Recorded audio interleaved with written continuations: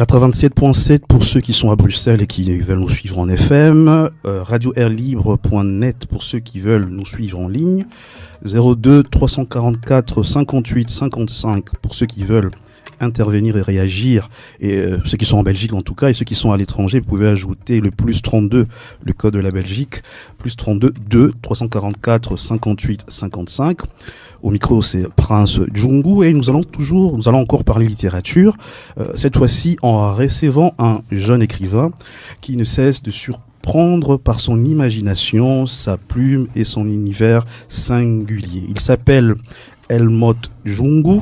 Après ce genre de rêve, et qui voilà d'entre les morts, il nous revient avec un troisième ouvrage avec le titre qui s'intitule Deuxième niveau.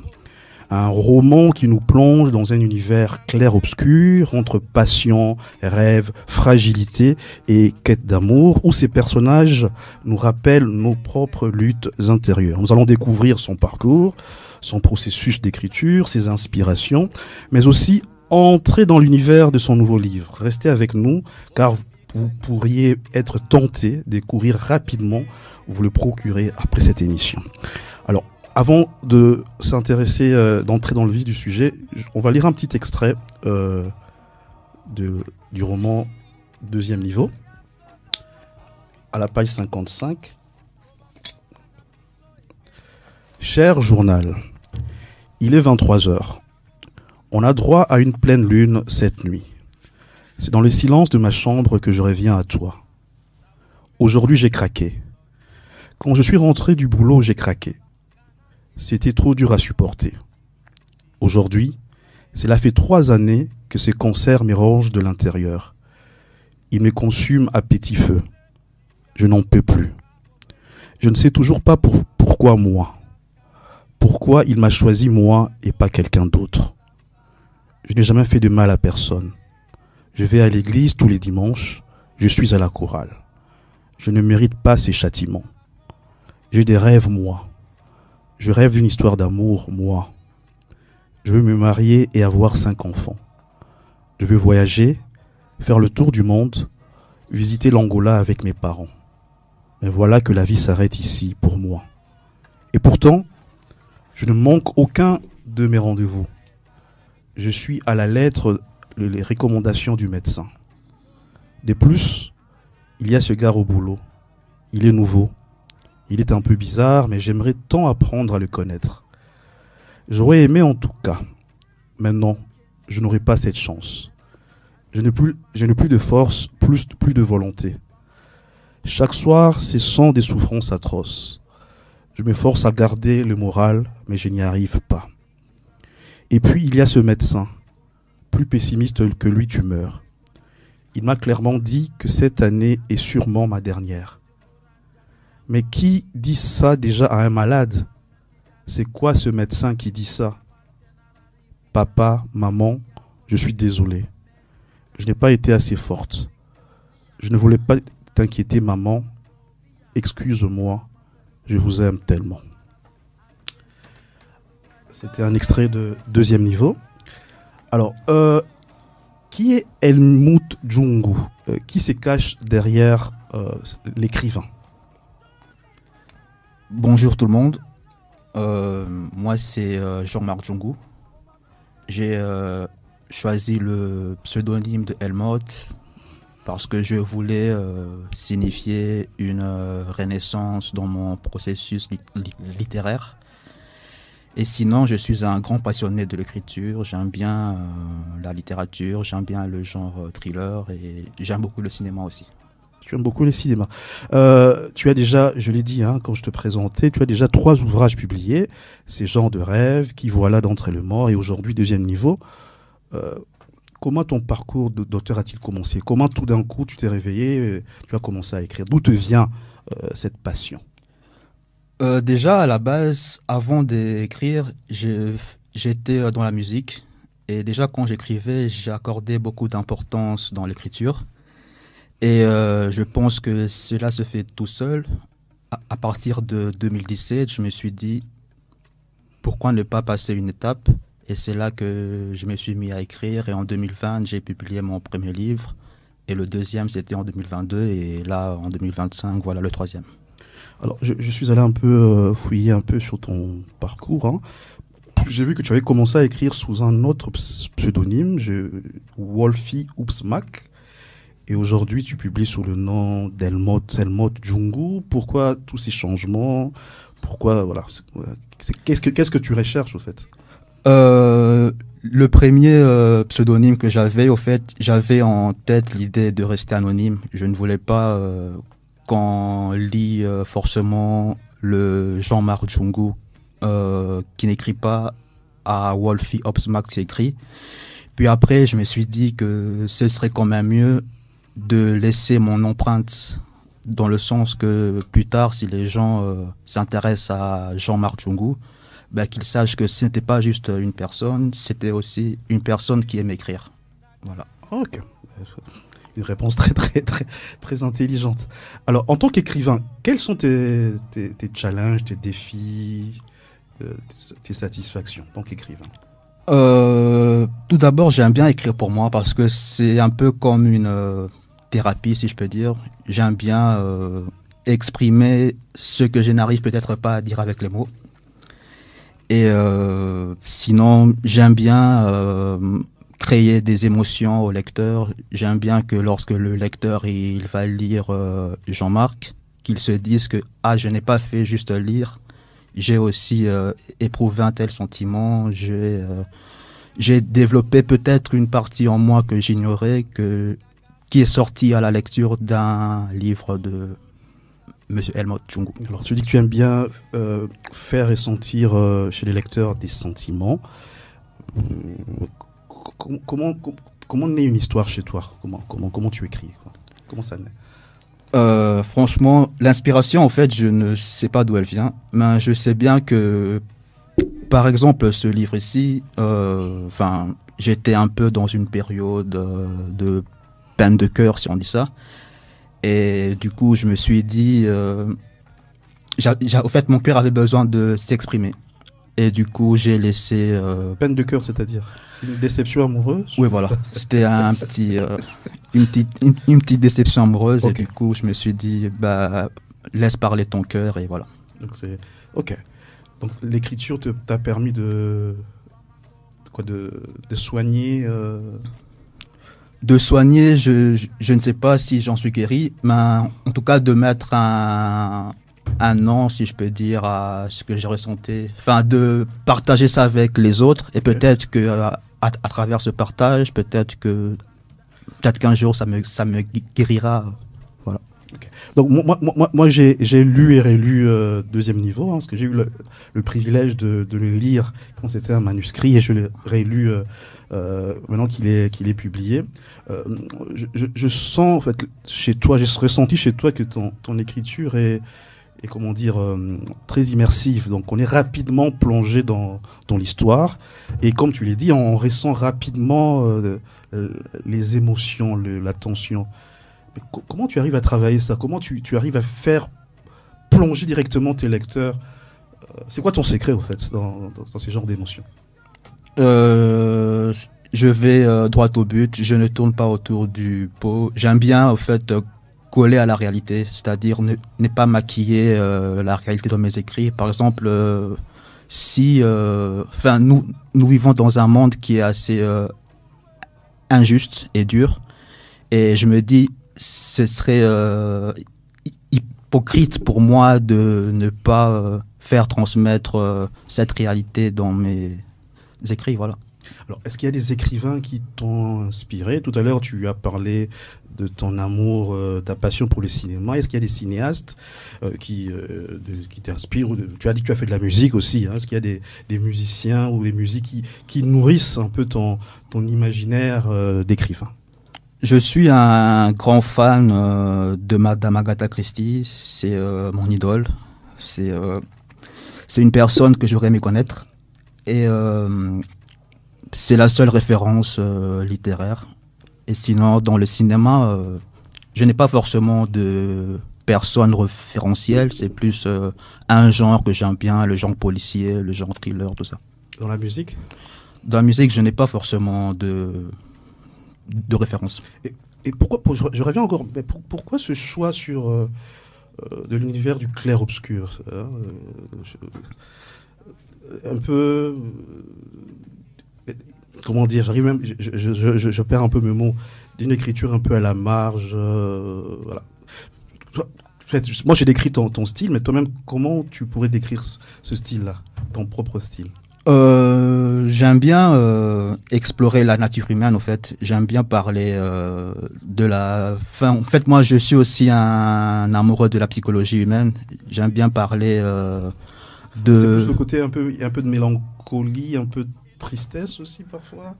Dramatique. Voilà, le côté dramatique. Ouais, et toujours avec un peu ce côté mystère, suspense, psychologique. Mais en fait, j'aime bien faire sortir la noirceur de l'homme, quoi. Alors, on va entrer dans ton ouvrage, hein, ton dernier ouvrage en tout cas, deuxième niveau, mais on va lire un petit extrait. Et tu nous as proposé qu'est-ce qui m'arrive aujourd'hui, à la page 45, je vais lire. Ils repensent à leur dernière rencontre, son sourire, sa voix douce, cette façon qu'elle avait de lui faire sentir qu'il comptait, même si le mot n'était jamais prononcé. Absolument rien. Ce jour-là ne laissait présager qu'elle disparaîtrait soudainement de son quotidien. Et pourtant, plus aucune nouvelle. Il se repasse la scène en boucle, encore et encore, cherchant désespérément un détail, un signe, une faille qu'il aurait ratée. Avait-il dit quelque chose de travers ou avait-elle tout simplement décidé de couper le pont? Mystère, impossible à savoir. Les heures s'étirent, la lumière décline, jetant sur son bureau des ombres longues et silencieuses. Dehors, le vent siffle entre les arbres. Une goutte de pluie s'écrase contre la vitre, suivie d'une autre, puis d'une troisième, comme un compte à rebours silencieux. Sa montre affiche 21h33. Il inspire profondément. Au fond, Joseph le sentait. Quelque chose s'était brisé. Il ignore encore quoi, mais il sait que rien ne sera plus comme avant. Alors, est-ce qu'il y a moyen de nous résumer en quelques mots l'histoire de deuxième niveau? Ça veut dire, pas en dire beaucoup, parce qu'il faut quand même que les gens lisent et découvrent par eux-mêmes, mais donner quand même envie à ce que les gens puissent savoir de quoi il s'agit. Déjà, le titre deuxième niveau, voilà. Au fait, deuxième niveau, c'est l'histoire de Joseph, un jeune qui va débuter une nouvelle carrière professionnelle. Et dans son lieu de travail, il va rencontrer par hasard Juliane, une jeune dame qui travaille aussi là-bas. Et de là vont naître des sentiments de la part de Joseph envers Juliane. Et puis, subitement, Juliane ne va plus donner signe de vie. Elle ne viendra plus au travail. Et alors commencera dans la tête de Joseph des nombreuses questions. Il va se demander qu'est-ce qui est arrivé à son amie, pourquoi est-ce qu'elle ne vient pas, et voilà.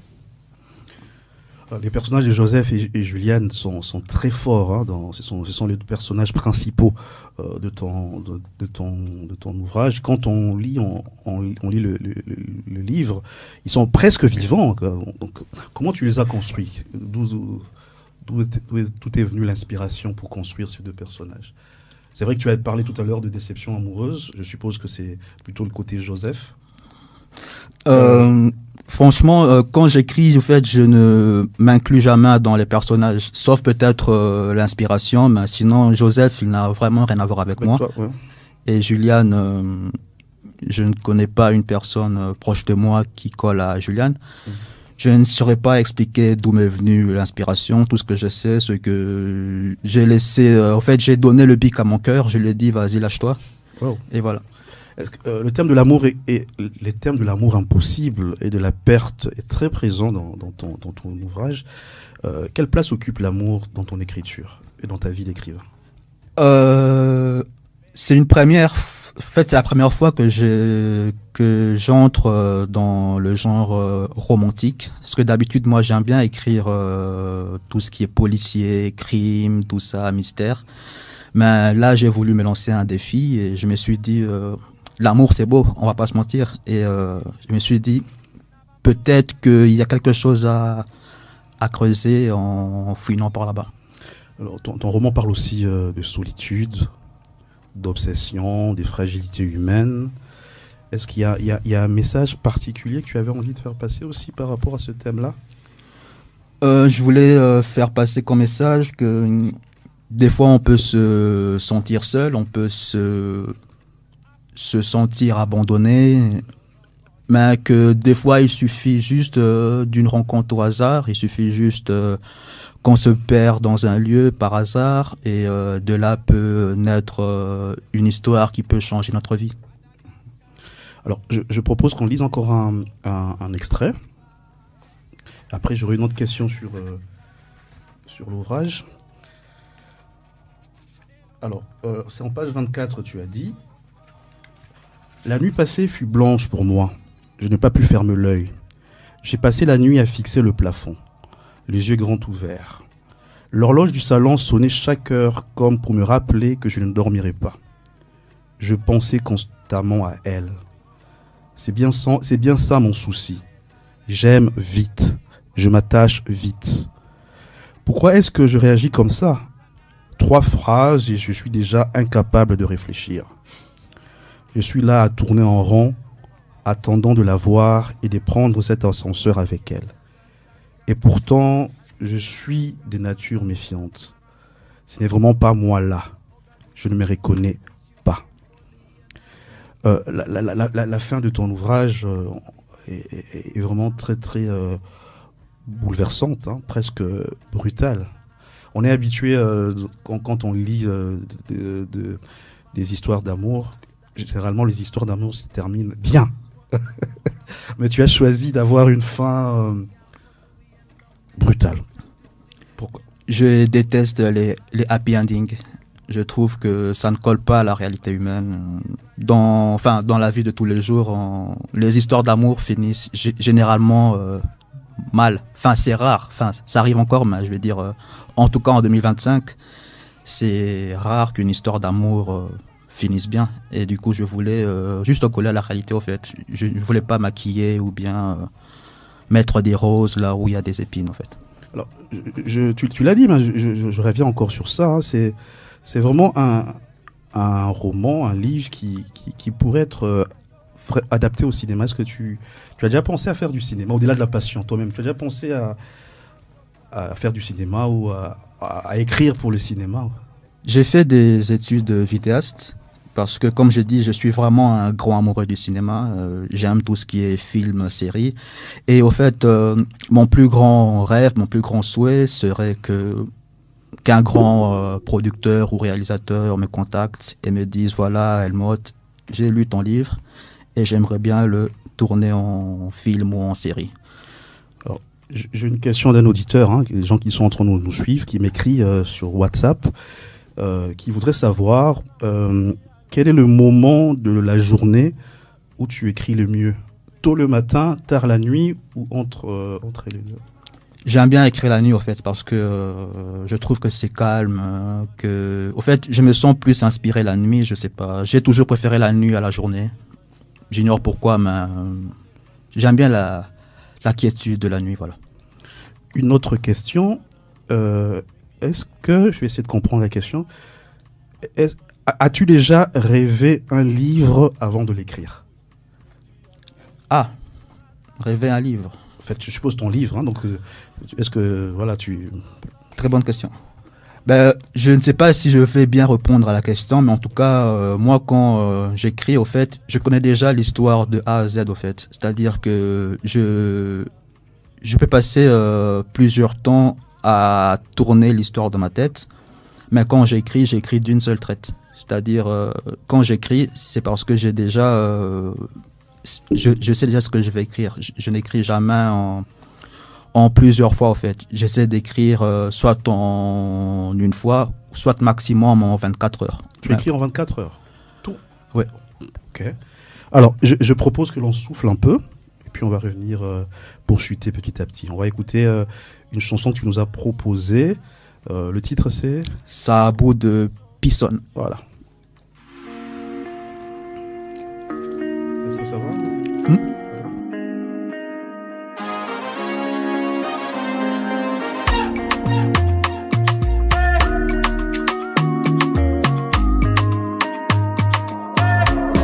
Another DJ gets beats. Tuko na mwangali alambali, ile ma mizika kaita mupele kaka fashi. Kama rishushi tutaka kombanisha, na ile mamilion ya mavi yake ya wivi. Pengine asema ni malawa, asema ni revers, atu aba mujui, peti ana niveau. Pengine asema ni malawa, asema ni revers, atu aba mujui, peti ana niveau. Muna saabu, keni mumunda na letaka muna saabu. Sekrea maisha ni kutumika muna saabu. Bile vyote mulisemaka, keni kona lota lota, bishita evoliwaka. Muna saabu, keni mumunda na letaka muna saabu. Sekrea maisha ni kutumika muna saabu.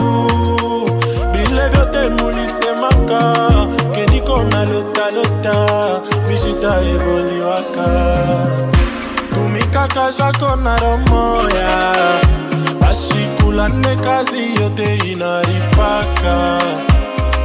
Ushishike vya bantu angalia Mola, jua ya leo ya kesho umwachie Mungu. Balisema utaolewaka, kazi ya stapataka, utabaki kuangaika, utabaki maskini. Balisema utaolewaka, kazi ya stapataka, utakuwa kalomba lomba. Leo tuko wapi? Muna saabu, keni Mungu analetaka muna saabu. Sekrea maisha ni kutumika muna saabu. Bile vyote mulisemaka, keni kona lota lota, bishita evoliwaka. Muna saabu. Vous êtes à l'écoute de Radio Air Libre 87.7 FM dans la séquence littéraire. Prince Djungu est en entretien avec un auteur, un jeune auteur congolais. J'espère que vous avez beaucoup aimé les séquences du livre qui ont été lues. Moi, j'ai été pris par la gorge, en tout cas dans la première séquence du livre de Helmut Djungu, deuxième niveau, Saabou Pson.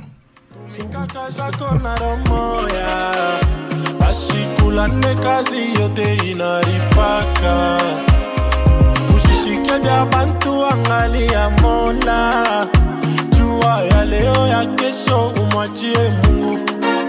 Balisema utaolewaka, kazi ya stapataka, utabaki kuangaika, utabaki maskini. Balisema utaolewaka, kazi ya stapataka.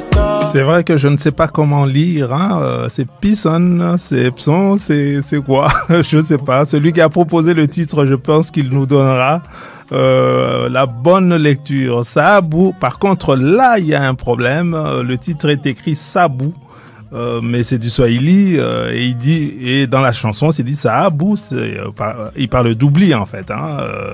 Tu as oublié. On a Saabou. Parole à Prince Djungu. Alors, merci beaucoup, Pat, pour cette belle transition. On va lire un tout dernier extrait et puis nous allons petit à petit chuter et libérer notre invité. C'est en page... Rappelle-moi, c'est quelle page? Que je dise pas de bêtises. Un instant. Page 13. La porte se referme. J'appuie sur le bouton du deuxième étage. Il n'est pas très spacieux, cet ascenseur. 2 personnes et nous sommes complets. Mais par contre, il est bien propre et un grand miroir est installé sur le côté gauche. Une odeur enivrante remplit la minuscule pièce. C'est le parfum de la femme qui est monté. Elle est quasiment collée à moi. Dans le miroir, je croise son reflet. Ses courts cheveux sont d'un noir intense. Sa peau mate se marie bien avec ses grands yeux verts. Là, c'est la rencontre entre Joseph et Juliane, Juliane dans l'ascenseur.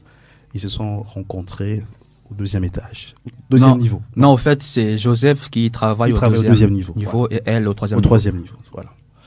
Alors, depuis la sortie de ton livre, je suppose qu'il y en a qui t'ont déjà lu. Comment le lecteur réagit? Je sais qu'ils t'ont lu réagissent généralement. Ont-ils réagi? Malheureusement, c'est le problème des jeunes écrivains débutants. Je n'ai pas encore eu assez de retours pour pouvoir reprendre bien ça, mais sinon... Ta famille a lu, non? Oui. Voilà. On m'a dit que c'était poignant, c'était bouleversant. Et justement, c'est ça que je voulais, en fait. Je voulais que ça donne un bon coup à la personne. Alors, si tu devais convaincre nos auditeurs qui t'écoutent à lire ce livre, alors qu'est-ce qui pourrait leur donner envie? Je dirais, si vous aimez les émotions fortes, si vous aimez les histoires qui vous transpercent, si vous êtes un passionné par l'amour, si vous aimez la réalité de la vie, je peux vous procurer ce dont vous cherchez en lisant mon livre Deuxième Niveau. En tout cas, Deuxième Niveau est le troisième ouvrage d'Helmut Jungu qui est publié en 2025. Ça vient tout de suite, ça vient de sortir cette année. C'est un roman à la fois intimiste et allaitant. Je vous conseille vraiment de le lire. Dans ce roman, on s'y croise à la fois l'amour, l'obsession et la fragilité humaine. On y suit Joseph, un jeune trentenaire belge d'origine italienne qui décroche un poste dans une radio. Comme par hasard, nous sommes à la radio. Alors, sa vie semble prendre un nouveau départ lorsqu'il rencontre Juliane, une jeune femme mystérieuse et envoûtante, croisée dans un ascenseur. Entre eux, l'attirance est vraiment immédiate, presque irrépressible. Mais l'histoire prend rapidement une tournure dramatique. L'amour fulgurant de Joseph se heurte à l'absence, au doute et finalement à la maladie et à la mort. À travers ce récit, Helmut Jungu explore les passions humaines, la peur de la perte, mais aussi la fragilité de nos existences et l'illusion d'un amour éternel.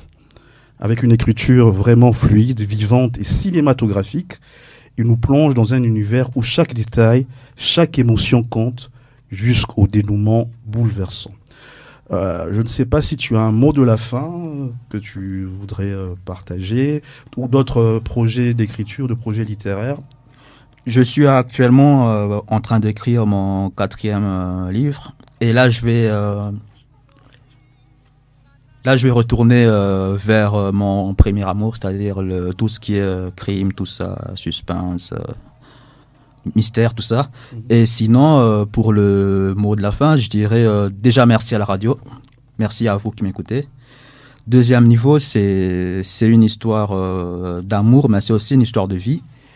Il y a de la beauté, il y a de la fragilité, et j'aimerais que chaque lecteur y trouve son émotion, qu'il trouve l'émotion qui lui parlera, un souvenir peut-être, ou bien une vérité personnelle. Et voilà, vous pouvez vous procurer le livre dès maintenant. J'ai une demoiselle qui m'écrit, qui me dit de ne pas citer son nom, qui demande si elle peut avoir ton numéro de téléphone. Je suppose que c'est pour les livres. je n'en dis pas plus. Je suppose que voilà. Bon, je vais rebondir sur la question aussi. Comment se procurer les livres alors? On peut se le procurer déjà via la maison d'édition Les Pangolins. Sur Internet, vous tapez les éditions du Pangolin et vous verrez mon livre dans la première page. Et sinon, vous pouvez contacter moi. Enfin, vous pouvez me contacter. C'est Helmut JM Djungu sur les réseaux. Et sinon, vous pouvez aussi contacter Prince Djungu si vous connaissez. Et la demoiselle qui demande ton numéro de téléphone, Peut-être qu'elle s'appelle Juliane. Pardon. Pas une réaction? Ben, moi, je suis touché par ce que vient de dire Helmut, la problématique des jeunes auteurs qui écrivent et qui se donnent énormément de peine, mais qui ne sont pas encore connus. Et ça, dans cette période où l'auteur n'est pas connu, c'est à l'auteur d'aller vers le public et pas nécessairement attendre que les télévisions viennent vers lui. Donc il y a un gros travail à faire pour aller vers le public via divers canaux comme aujourd'hui. Ici sur Radio Air Libre, mais il y a aussi des conférences de presse à faire. On a eu beaucoup d'auteurs ici et chaque fois, ces auteurs annonçaient une conférence de presse.